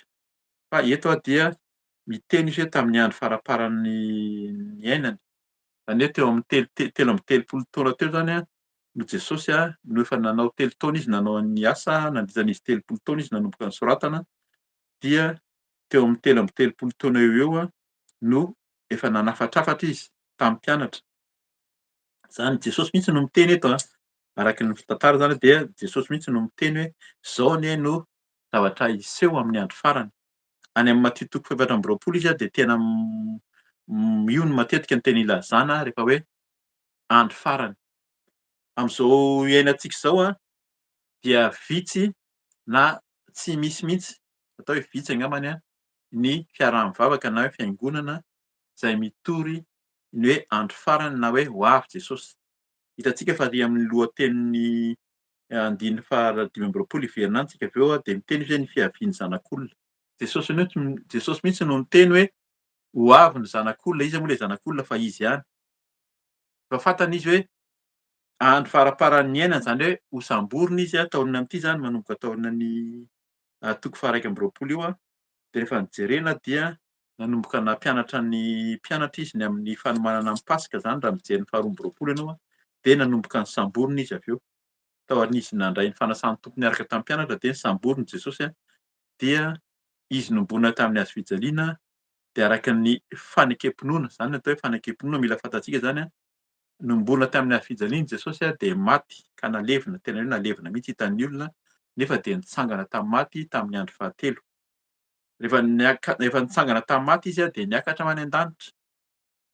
Tena niakatra many an-danitra izy hitan'ny mpianatra mihitsy izy nisy anjely niteny hoe Jesosy izay niakatra any an-danitra hitanareo iny dia tahaka n'iny akarany iny mbola iverenany. Jesosy nefa no miteny an'izany mihitsy eto, zany ho hitantsika vakiantsika ny ten'Andriamanitra hoe hiverina izy. Zany ilay ambara eto foana zany amin'izao fiaraha-mivavaka izao ataontsika hoe ho avy Jesosy dia hiambara foana hoe ho avy Jesosy. Ny fanambarana hoe ho avy Jesosy dia ny fanomanana hoe ho avy izy dia haka izay azy ihany. Izay anazy dia ny masina sy ny marina arak'ilay ten'Andriamanitra nibebahana teo, marina sy mahitsy. Manao marina sy mahitsy eo anatrehan'Andriamanitra dia izay no bebahantsika teo. Rehefa tsy manao marina sy mahitsy tsika dia tsy hahita ary tsy ho tafakatra. Ka izay no averina foana zany hoe mitandrema fa ny tompo aneka haka izay masina sy marina ihany. Dia ny fanaon'i Jesosy moa zany tamin'ny hoe faraparany alohan'ny iainany dia hoe ny atoandro izy dia mampianatra any amin'ny tempoly, any amin'ny sinagoga ndraindray koa zany eo amin'ny tempoly tany amin'izany mbola nisy ny tempoly tao Jerosalema. Ary noho ny alina izy dia niala teo izy dia mitoetra tany amin'ny tendrombohitra atao hoe Oliva. Zany ny fomba fiainan'i Jesosy zany be dia be mihitsy ny atao hoe mety fahagagana hoe Jesosy tsy nandeha nipetraka tany an-trano, manana an'ilay trano zany izy teo aloha tamin'ny hoe Josefa sy Maria, fa tsy nipetraka tany izy fa any an-tendrombohitra Oliva izy no matory dia any izy mihaona amin'ny Tompo. Be dia be ny tantara momba an'izany hoe mivavaka izy mivavaka amin'Andriamanitra hoe fantany tsara mihitsy hoe mafimafy le zavatra azo azy raha sitraponao izy esory amiko ity kapaoko ity fa aoka tsy ny sitrapoko natao fa ny sitraponao tao an-tendrombohitra Oliva izy nanao an'izany. Ary ny vahoaka rehetra hozy izy dia tonga vao maraina teo aminy tao amin'ny tempoly mba hiaino azy, zany hoe tonga foana izy zany mampianatra ny olona ao amin'ny tempoly. Izay ny fanaon'ny Tompo dia ilay mampianatra izany dia izao ohatran'ny ataontsika izao mizara ny tenin'Andriamanitra satria rehefa tsy mahafantatra tenin'Andriamanitra ny olona dia araky ny fiteny mihitsy hoe lasa manaonao foana na tsy araka ny sitrapon'Andriamanitra. Izay ny antony hoe zaraina foana ny tenin'Andriamanitra alohan'ny hibebahana, zaraina ny tenin'Andriamanitra hifampianarantsika mba tsy anisany hoe tsy hahalala isika fa hahafantatra tsara ny amin'ny sitrapon'ny Tompo. Raisitsika ny 5:20 zany amin'ny anaran'i Jesosy dia midina tsy miadana antsika ahafantarantsika inona no tian'ny Tompo ambara ny amin'ny hoe sitrapon'ny Tompo zany. Araky ny teny teo zany ny fiavian'ny zanak'olona zany ny lohateny 5:20 amin'ny anaran'i Jesosy. Hisy famantarana eny amin'ny masoandro sy ny volana ary ny kintana, ary etỳ ambonin'ny tany dia hitebiteby ny firenena amin'ny fahaverezan-kevitra noho ny firondroan'ny ranomasina sy ny fanonjany. Koa ho reraka ny fon'ny olona noho ny fahatahorany sy ny fiandrasany izay zavatra ho tonga ambonin'ny tany. Fa ireo herin'ny lanitra dia hozongozonina. Amen. Efa tamin'izany zany Jesosy no niteny. Eo ambony eo zany tsy vakiantsika fa mampirisika antsika maky ny amin'ny efa nisy famantarana ny olona miteny zany hoe ahoana moa zany ny tokony famantarana fa ho avy ianao de Jesosy hoe mety misy ady, misy firenena hamely ady amin'ny firenena, fanjakana hiady amin'ny fanjakana fa mbola tsy amin'izay ny farany. Fa eto Jesosy de miteny mihitsy hoe hisy famantarana amin'ny andro farany ho avy le zanak'olona. Ho avy ny zanak'olona, Jesosy zany ho avy de inona ny zavatra miseho hisy famantarana eny amin'ny masoandro sy ny volana ary ny kintana. Zavatra efa miseho amintsika zany tany amin'ny 2000 taona lasa mahery tany Jesosy nefa niteny an'izany de zao efa hitantsika mihitsy ny famantarana eny amin'ny masoandro sy ny kintana sy ny volana efa mivadika mihitsy araky ny fiteny hoe efa mivadika mihitsy ny tany aman-danitra. Fantatsika ny hafanana, miakatra mihitsy zany ny hafanana zao misy ny doro-tanety tsy ampoizina, misy ny tondra-drano tsy ampoizina ary mihodina le tondra-drano eo zany de miteny amin'ny olona matetika mahagaga. Le tondra-drano tsy manam-po ny olona eo aty amintsika mijery zany hoe zareo tratran'ny tondra-drano zareo tary, fa ny ampitso tsy fantatra hoe ny hafa indray mahazo an'le tondra-drano zay hitany teny amin'ny hafa hoe hay tonga taty amintsika koa izy. Androany mahita ny hafa hoe mainy ny tanety, kay moa tonga any amin'ny tsirairay avokoa zany mihodina izy io ary tena arak'izay mihitsy hoe misy zavatra miseho eny amin'ny masoandro, ny volana sy ny kintana ka mitebotebo ny olona hozy izy, ny firenena rehetra ary ny firondroan'ny ranomasina sy ny fanonjana. Hitantsika mihitsy ny tsunami zay mihodina koa any ambany tany any, fantatsika fa ny ankabeazan'ny tsunami zany dia avy amin'ny horohon-tany any ambany ranomasina any indraindray ka mampanonja. Zavatra miseho zany amin'izao fotoana izao ka mila miomana antsika ho avy Jesosy zao natao hoe andro farany dia efa miseho daholo zany hirondrona ny ranomasina sy ny fanonjana. Koa ho reraka hozy izy ny fon'ny olona noho ny fahatahorany sy ny fiandrasany izany zavatra izany. Ho reraka ny olona, efa ela Jesosy no efa niteny, efa ho reraka ny olona, ny fon'ny olona de efa misy miteny hoe tsy misy an'izany ho avy zany Jesosy tsy ho avy izy fa andao tsika hanara-po amin'ity tsika atao ihany de amin'izao ary arak'le teny teo hoe ny andro sabata efa nahodin'ny olona tsy ho sabata sabotsy intsony fa nataony alahady. Nefa ny andro sabata dia tamin'ny andro sabata sabotsy zay araky ny fanisan'andro ataontsika zany no nitsahatra ny tompo. De atao lahady indray le izy de iny lahady iny no atao hoe andro sabata nefa tsy izany mihitsy zay mila fantarina zany le izy ka zany rehetra rehetra zany mila ibebahana de tsorina amin'le hoe amin'izao fampianarana zao. Ka zany no antony hoe tonga ny tenin'ny tompo mampianatra antsika, mampibebaka antsika de mila ianarana zany. De zay mahatonga ny olona hoe reraka, reraka ny fon'ny olona ampiandrasana de reraka koa ny fontsika mahita ny zavatra miseho rehetra hoe misy miteny hoe aiza ary le Andriamanitra raha ireo Andriamanitra maninona no nasiany ady, maninona no nasiany mosary fa Andriamanitra eo nametraka ny olona fa ny olona no miala amin'Andriamanitra.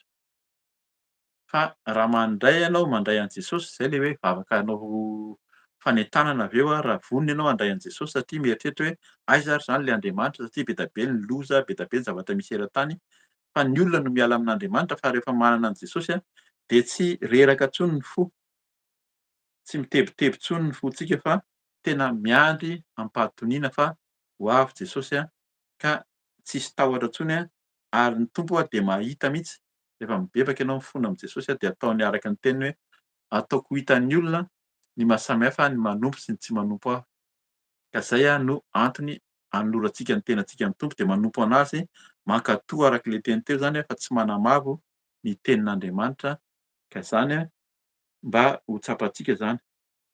5:7 amin'ny Arantsosy amin'izany dia ahita ny zanak'olona tonga eo amin'ny rahona ao amin'ny rahona amin'ny kery sy ny voninahitra lehibe izy. Ho avy eny amin'ny rahona Jesosy any amin'ny Matthieu 4:20 izy de manambara an'izany koa tahaka ny tselatra hozy izy. Ny fiaviany zanak'olona avy any antsinanana ka hatrany andrefana de samy ahita daholo ny rehetra rehetra fa eto de Luka de miteny hoe ho avy ahita ny zanak'olona Jesosy le zanak'olona io tonga eo amin'ny rahona amin'ny kery sy ny voninahitra. Zany hoe tena amin'ny hery no idinan'i Jesosy amin'ny voninahitra de zay le hoe Ahaka ny azy izy, hiakatra efa any amin'ny Tesalonianina any ary izy de miteny mihitsy hoe ny olona any amin'ny maty izay ao amin' Jesosy aloha nitsangana voalohany, avy eo zany a ny hafa koa hanaraka izay mbola tia hivelona ka mbola hoe tratra velona zany amin'ny fiverenan' Jesosy. Fa rehefa maty tsika izay ao amin' Jesosy de tsika no miakatra voalohany. Zany fanazavana zany de mila fantarintsika fa zany de voasoratra amin'ny tenin'Andriamanitra any amin'ny Tesalonianina voalohany toko fahaefatra angamba no misy an'izay mila vakiana de fantarintsika. Reny teny reny de matetika teny fampahirezana rehefa misy olona maty hoe ho avy Jesosy de hiakatra, na olona mandray an' Jesosy na tsy mandray an' Jesosy de ampahirezina hoe ho avy Jesosy any tsika mihaona e. Fa tsisy tafahoana any zany rehefa tonga ao vao tena mahita hoe any ve tsika, fa ety de zay manao ny marina sy masina zay no efa fantatra fa hihaona amin'ny Tompo. Fa raha mandeha efa ao aoriana ao zany nosoratany tsara mihitsy hoe amin'ny fahamamona sy ny fisintotoaka ny fiainanao dia gaga ianao hoe fa maninona moa zany zany ve de ho hita ety ety an-tany ety zany ny fiainantsika de ho tafakatra any an-danitra. Mila miala amin'izany sady fa ny amin'izany de any amin'ny afo be na any amin'ny elo, any amin'ny farihy miretrafo, zany no sahazan'ny manao an'izany zany efa teny miverina matetika any amin'ny apokalipsy any no manambara zany teny zany ka mampahery ianao ny amin'ny tenin'Andriamanitra efa voazara teo aloha mbola hiverina eto zany raha zao ianao vao miditra dia mazotoa mandray miaraka aminay eto zany isaky ny sabotsy fa zany teny zany de mampahafantarina antsika fa horaisintsika tohizantsika ny tenin'Andriamanitra zany atao amin'ny Lika toko faha-1 amby roapolo fa vakiantsika ny andiny fahafito amby roapolo teo hoe ho avy amin'ny kery eny amin'ny rahona sy amin'ny voninahitra Jesosy. Andiny faha-valo amby roapolo amin'ny anaran'i Jesosy ary raha vao miandoha izany zavatra izany dia miandrandrà ka hasandrato ny lohanareo fa manakaiky ny fanavotana anareo. Zany zany ny tenin'i Jesosy ho an'ny mpianatra. Efa akaiky ny fanavotana satria ho avy Jesosy zany amin'izany zavatra miseho zany hiseho eny amin'ny rahona lanitra izy amin'ny kery sy amin'ny voninahitra de miandrandrà aza miondrika.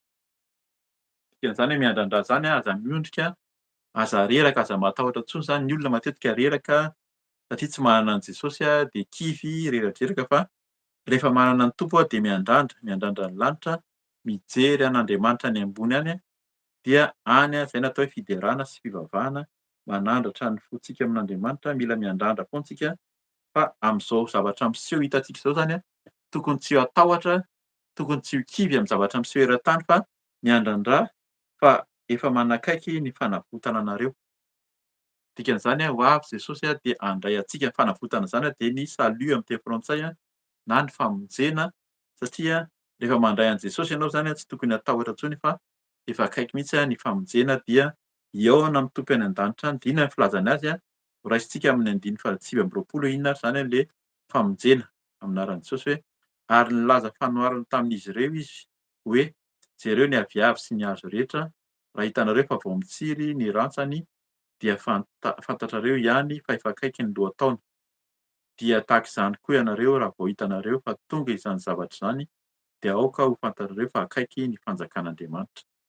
Zay le izy zany zavatra hitantsika amin'izao fotoana izao ny zavatra miseho rehetra araka ny teniko teo tsy vakiantsika ny taloha keliny io zany ny any amin'ny andiny faha-roapolo alohan'izay koa manomboka amin'ny andiny voalohany amin'ny Lika toko faha-1 amby roapolo ny amin'ny zavatra hiseho ety an-tany sy ny zavatra misy ary ao Jerosalema hoe inona ny zavatra famantarana na signe mety ahafantarantsika hoe ho avy ny Tompo.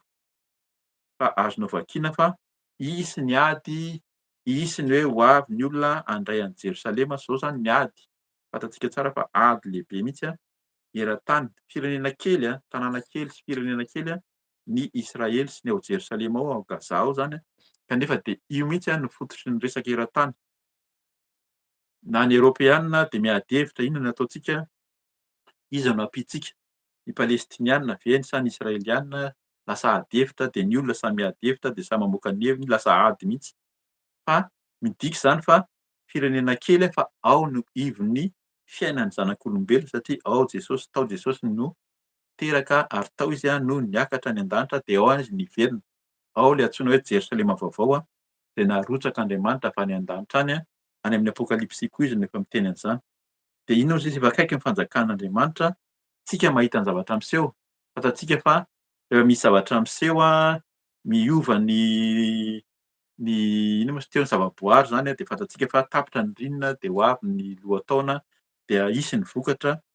Dia tahak'izay koa zany ny olona koa mahita hoe zavatra miseho rehetrarehetra efa miseho ny zavatra miseho ny ravina, ny ady, ny horohorontany, ny tsunami, zavatra maro rehetra efa hitantsika daholo dia efa miteny zany fa hoe mpantaro hozy izy. Dia aoka ho fantatrareo fa akaiky ny fanjakan'Andriamanitra. Ny fanjakan'Andriamanitra zany dia Jesosy ho avy etỳ an-tany handray ny azy dia haka ny tsirairay avy ho any amin'Andriamanitra. Fanjakan'Andriamanitra tsy etỳ an-tany fa any an-danitra. Zany mahatonga an'i Jesosy tsy nanaiky hoe nisamborin'ny olona izy dia ndao samborina fa ity Jesosy ity tsara ny fampianarana. Arak'ilay teny hoe nampianatra tao amin'ny tempoly izy dia mahafinaritra ny fampianaran'i Jesosy, mampahery. Izy raha teo manao fahagagana na nasitrana na be da be ny zavatra nataon'i Jesosy, samboriny zareo ilay izy hoe ndao ianao atao président. Fa Jesosy miafina dia nitsoaka dia tsy hita indray izy fa nitoriany dia ny fanjakan'Andriamanitra any an-danitra any, fa tsy ny fanjakana etỳ an-tany. Raha misy fiaraha-mivavaka mitory ny fanjakana etỳ an-tany, ndao raisitsika ny fanjakana satria tsika maro an'isa. Be da be zao tsika izao be da be manaraka anay dia izay zany izao lasa matanjaka be dia ho raisinay io fanjakana io satria izahay miaraka amin'Andriamanitra dia ho hitanareo fa hiova ny firenena. Mila mitandrina tsika fa Jesosy tsy etỳ amin'ny fanjakan'ny tany fa ny fanjakan'i Jesosy dia any an-danitra. Raha mitory an'i Jesosy tsika zany dia mitory ny fanjakan'ny lanitra, ny fanjakan'Andriamanitra. Izay no tenenina eto. Andiny faharoa amby telopolo amin'ny Jesosy lazaiko aminareo marina tokoa fa tsy ho tapitra ity taranaka ity mandra-pahatonga izany rehetra izany. Zany hoe ho velona eto foana zany tsika ilay taranaka io. Ny dikan'izany tamin'izany nefa nahafantatra zany hoe isy Jesosy, tonga Jesosy tonga ilay mpianatra nandray anazy dia tsy ho tapitra. Mandra-pahatonga antsika izao dia mbola ilay taranaka izay nanambaran'i Jesosy Kristy nahita ny fahavelomany teo zany dia io ilay mitondra antsika hatramin'izao tsy tapitra io dia tsika ilay nandray an'i Jesosy araka ny fanambaran'ny mama Felisia tamin'ny fahabebana teo tsy jiosy ihany no nandray zany fa ilay taranaka izay mino fa Jesosy Kristy zanak'Andriamanitra dia niraisiny koa lasa taranaka koa zany tsika, lasa mpandova hozy izy dia tsy ho tapitra izany fa hatramintsika izao dia mbola mandova ny fanjakan'ny lanitra. Tsy ho tapitra izany fa tsika izao dia miara-mandova ny fanjakan'ny lanitra rehefa mino fa Jesosy Kristy ny zanak'Andriamanitra ary mibebaka sy mifona ary mandeha araka ny famasinana sy ny fahamarinana araka ny fampianarana teo koa zany ny fibebahana. Andiny fahatelo amby telopolo amin'ny Jesosy ny lanitra sy ny tany ho levina fa ny teniko dia tsy mba ho levina. Amen. Fa betsaka ny teny miseho betsaka ny zavatra miseho fa 2 taona mahery nefa resahana zany ny teny ankoatra ny teny izay nanambaran'ny tompo tany amin'ny nanorenana zao tontolo izao zany any amin'ny Genesisy any fa tsy mety levina. Fa hatramin'izao dia mbola hitantsika fa mitohy ny fanambarana fa velona Jesosy. Izy zany arak'ilay teny teo tsy maty kay Jesosy fa nitsangana tamaty izy nandresy ny fahafatesana dia izy mbola miasa. Manao fahagagana izy mbola miaro mamindra fo amintsika ka raha vonona ianao zany vonona ny tsirairay avy hiverina aminy raha variana raha mbola tsy nandray an'i Jesosy dia izy vavaka avy eo hanaovantsika fanoloran-tena sy fanavaozana fanoloran-tena. Fa tsy miova io ny lanitra sy ny tany ho levina fa ny teniko tsy mba ho levina. Efa levina ny lanitra sy ny tany tamin'ny andron'i Noa, efa levina tamin'ny zavatra maro. Ny olona dia mandaly betsaka ny ady, betsaka ny zavatra nisy fa izao tsika dia mbola maheno tenin'Andriamanitra ihany ka mahereza fa tsy ho levina io. Ilay tenin'Andriamanitra zany any amin'ny Jaona voalohany efa nisy fampianarana an'izay koa. Ny teny hozy izy tamin'ny voalohany teny dia ny teny tao amin'Andriamanitra, ny teny dia Andriamanitra ary ny teny dia tonga nofo dia Jesosy Kristy. Izany hoe ilay tenin'Andriamanitra tsy mety levina tika zany dia Jesosy Kristy sy ilay Andriamanitra tsy ho levina io fa izy teo hatramin'izay ary ho eo mandrakizay zany. Izay fanazavana koa meny fanahy-masina ahafantarantsika fa ny tompo dia efa teo hatramin'izay ka hatramin'izay zany ka ho mandrakizay. Andiny faha-efatra amby telopolo amin'ny Jesosy. Eto dia misy lohateny hoe ny ilana ny fiambenana mila miambina zany tsika. dia inona no teneniny amin'anaran'i Jesosy hoe mitandrema fandrao ny fonareo ho vesaran'ny vokatry ny fisotrotoaka sy ny fahamamoana ary ny fiainan'izao ka ho avy tampoka aminareo tahaka ny fandrika izany andro izany. Zany hoe ilay andro zany efa ho avy, ka mba tsy ho tampoka satria ny olona variana. Zao zany ny olona manam-bola, ny olona fantatsika tsara fa mitombo ny fiainan'ny olona, ny fahaizan'ny olona de milamina, mitombo ny vokatra eran-tany ny fanamboarana ny toaka isan-karazany de tsy mampanina ny olona fa misotro toaka. Zany no mamaika ny olona satria efa malahelo, manana hoentim-mahanana koa ividianana de zany no sotominio mila mitandrina zany tsika raha ao anatin'ny fisotro-toaka ianao maheno an'izao teny izao dia mialahy sy ao anatin'ny fahamamoana. De tsara fa zavatra ataony teny samihafa ilay izy. Misy ny sasany zany misotro toaka fa tsy mety mamo, de ohatran'ny hoe mety ihany andao sotroina foana. Fa misy ny efa hoe mamy mihitsy, efa ao anatin'ny fahamamoana amin'ny fiainana koa zany, mamy fiainana koa monko zany ndraindray koa azo tenenina zany. Mamy fiainana tsy hita intsony hoe ahoana moa zany ny fiainako ity de betsaka mihitsy amin'izao fotoana izao lamaody mihitsy ny hoe manao euthanasie, mamono tena satria leo ny fiainana, mamy fiainana ka mila mitandrina isika. Zay no atao hoe fiahian'izao fiainana izao amin'ny zavatra miseho ety an-tany de mahay manaja hozy izy ny tompo any amin'ny Matthieu toko fahaenina de miteny an'izany mihitsy aza manahy fa ka atao aloha ny fanjakako sy ny fahamarinako de hanampy anareo ny zavatra rehetra. Fanjakan'Andriamanitra arak'ilay teny teto fanjakan'Andriamanitra ikatsahantsika ny fiainana any an-danitra sy ny fahamarinana zay nambara tamin'ny fivavahana teo dia hanampy antsika ny zavatra rehetra fa aoka antsika hozy izy tsy hiahy amin'izao fiainana izao ka ho avy tampoka aminareo tahaka ny fandrika izany andro izany. Mba tsy voafandrika isika fa miomana, mivavaha. Zay teneniny eo ambany eo zany ho hitantsika raisintsika amin'anaran'i Jesosy andiny faharay dimy amby telopolo. Fa hiatra amin'izany rehetra, fa hiatra amin'izay rehetra mitoetra ety ambonin'ny tany rehetra izany. Tsy misy afaka mandositra na tsisy afaka miala zany fa hiatra amin'ny olona rehetra ny fiverenan'i Jesosy sy ny zavatra miseho ny masoandro, ny kintana, ny volana, ny zavatra any ambonin'ny tany sy ny firondronan'ny ranomasina sy ny fanonjany hiatra amin'ny fiainantsika zany n'iza mahita an'izany daholo hafana ny andro misy ny doro-tanety, misy ny tondra-drano, misy ny horohoro-tany miatra amin'ny olona rehetra zany tsisy miala amin'izany. Fa inona no teneniny andiny faha enina amby telopolo amin'anaran'i Jesosy hoe Jesosy no miteny fa miambena ka mivavaha mandrakariva mba hahery anareo. Zay le anton'izao hoe mivavaha, miambena. Ny fiambenana atao zany de inona no atao fiambenana tsisy afa-tsy ny mivavaka. Marina hoe eto zany fianarana ampianarina ny ten'Andriamanitra fa raha tsy voasoratra amin'ny ten'Andriamanitra zany tsy fantatsika ka hoe mila mivavaka. Mivavaka de hoe ny tenin'ny Tompo koa zany ao amin'ny Matthieu toko fahaenina any de hoe midira ao amin'ny efitranonao mangingina fa ny rainao zay mahita anao mangingina hamaly anao sady mihaino anao. Zany le mivavaka mandrakariva. Azo atao ny mivavaka miaraka amin'ny mpanompon'Andriamanitra maro arak'ilay hoe vavaka efa atao zany zao amin'ny WhatsApp de efa nisy fanentanana teo averina ihany raha te hihaona ianao te hiara hivavaka mitambatra zany amin'ny WhatsApp isaky ny sabotsy atoandro dia afaka manoratra na mail na miantso telefaonina zay hitanao ao amin'izao YouTube mivantana izao. Ka zay le izy hoe mivavaha tsirairay avy nefa misy fiaraha-mivavaka koa zay mahatonga an'ilay fiaraha-mivavaka fanentanana miaraka de zao ataontsika isaky ny YouTube sabotsy hariva zao koa zany dia fiaraha-mivavaka ataontsika hiambenana fa miambena ka mivavaha mandrakariva mba hahery anareo. Raha te hahery tsika de mila mivavaka mandrakariva ka ho afa-mandositra izany zavatra ho avy zany ary hitsangana eo anatrehan'ny zanak'olona. Raha te handositra zany tsisy afaka mitsoaka hozy izy fa ny fomba handosirana anazy de tsy afa-tsy ny mivavaka, fiambenana mivavaka ka zany ny fomba fandosirana zany hoe le fanahy zany.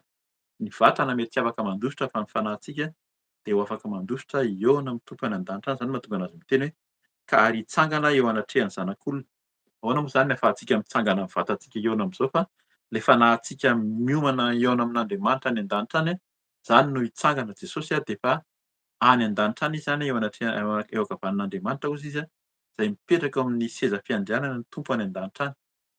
Zany de ampianarina amintsika foana ho avy Jesosy ary zany no ho avy zavatra iainantsika any an-danitra any no iaonantsika dia mba hijoro, hitsangana, hiaraka eo anatrehan'Andriamanitsika raha mazoto mivavaka sy mitady an'ny tompo amin'ny fahamarinana sy fahamasinana ka mila mitandrina mba tsy ho amin'ny fisotrotoka ny sasany fisotrotoka sy ny fahamamona no iandrasana ny fiverenan'i Jesosy fa sy amin'ny fiahiana amin'izao fiainana izao fa tsika dia mivavaka sy ny vavaka ary ny vavaka.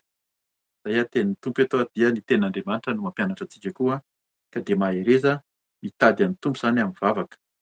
Dia efa nilatsahantsika teo ny amin'ny andiny fito amby telopolo fa ny tompo dia rehefa vita ny asany zay zany izy koa rehefa raha ny tompontsika mandray an'i Jesosy dia mitory ny fanjakan'Andriamanitra amin'ny olona rehetra dia mivavaka Jesosy isakariva miany amin'ny tendrombohitra oliva ka zay ilay izy hoe mivavaka zay foana no ampianarina dia mianara koa ny tenin'Andriamanitra efa mahay mamaky tsika izao dia mahereza mamaky ny tenin'Andriamanitra mba tsy voafitaka ao amin'ny any aloloha any manko satria tsy nivakiantsika teo dia misy hoe betsaka ny teny hoe aty Jesosy izaho ilay Mesia fa mila mitandrina fa tsy izany. Raha misy olona miteny hoe izaho ilay Mesia, izaho ilay voaositra dia mitandrema fa mbola tsy izany dia ao anatin'ny antsoina hoe antikristy.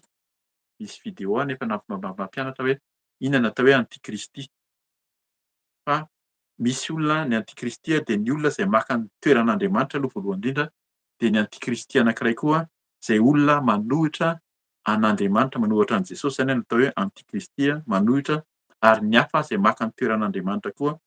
Raha misy zany mety hoe maka ny toeran'Andriamanitra izy indray no tompon'ny olona, izy indray no vavahan'ny olona dia efa antikristy koa zany ka zany dia isaorana ny tompo fa ny tompo mampianatra araka ny sitrapony. Dia misaotra ny tompontsika ny amin'ny teny izay nambarany teo. Ho avy Jesosy, ho avy Jesosy vonona ve ianao efa nandray an'i Jesosy ve ianao sao dia variana ihany koa efa nihembitra ihany koa ve fa fotoana izany izao raha mbola tsy nandray an'i Jesosy ianao hivavaka tsika alohan'ny hamaranantsika ny fotoana dia aoka mba samy hiomana. Dia alohan'ny hamaranana ny fotoana mety mbola voaverina eto ihany sao adino moa satria ny fotoana mandalo dia efa teneniko sady inga anie mba tsy ho adino ny amin'ny fiovana kely zany fa mbola averiko ihany izy amin'ny farany alohan'ny fanaovam-beloma.